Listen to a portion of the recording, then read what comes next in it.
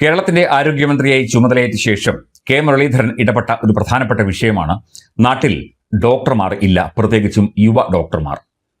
യുവ ഡോക്ടർമാരെല്ലാവരും തന്നെ വിദേശ രാജ്യങ്ങളിലേക്കോ അന്യ സംസ്ഥാനങ്ങളിലേക്കോ ഒക്കെ തന്നെ ജോലിക്കായി പോവുകയാണ്. പൊതു ആരോഗ്യ സംവിധാനത്തിന് കീഴിൽ പ്രവർത്തിക്കാൻ യുവ ഡോക്ടർമാർ തയ്യാറാകുന്നില്ല എന്നതും ഒരു വലിയ പോരായ്മയായി ആരോഗ്യരംഗത്ത് ചൂണ്ടിക്കാട്ടപ്പെടുന്നു.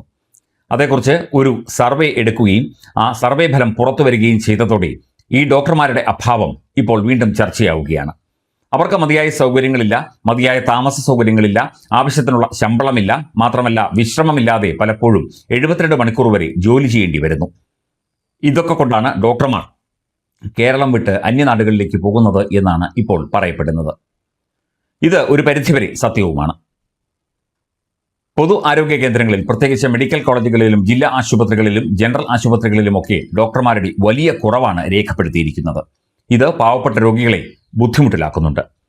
മാത്രമല്ല, മണിക്കൂറുകൾ ജോലി ചെയ്ത് ഡോക്ടർമാരുടെ ആരോഗ്യവും പ്രതിസന്ധിയിലാകുന്നു. എന്നാൽ കൃത്യമായ അവർക്കൊരു വേതനം കിട്ടുന്നുമില്ല. കൃത്യമായി കിട്ടുന്നുണ്ടെങ്കിലും അവർക്ക് മതിയായ വേതനം കിട്ടുന്നില്ല എന്നാണ് അവർ പരാതിപ്പെടുന്നത്.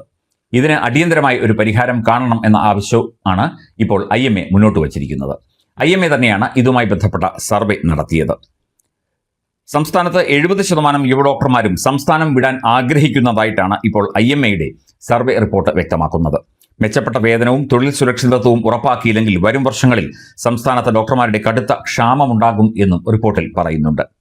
ജനറൽ ആശുപത്രിയിലെ ഡോക്ടർ സുൽഫി നൂഹുവിന്റെ നേതൃത്വത്തിലുള്ള സമിതിയാണ് IMAയ്ക്ക് വേണ്ടി സംസ്ഥാനത്തെ ഏതാണ്ട് 4000 ഡോക്ടർമാർക്കിടയിൽ ഈ ഒരു സർവേ നടത്തിയത്.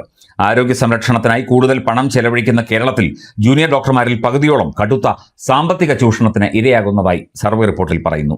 കുറഞ്ഞ ശമ്പളം, മോശം തൊഴിൽ സാഹചര്യം, നിർബന്ധിത ബോണ്ട്, കോർപ്പറേറ്റ് ആശുപത്രികളുടെ ചൂഷണം എന്നിവയാണ് ഡോക്ടർമാരെ നാടുവിടാൻ പ്രേരിപ്പിക്കുന്നത്.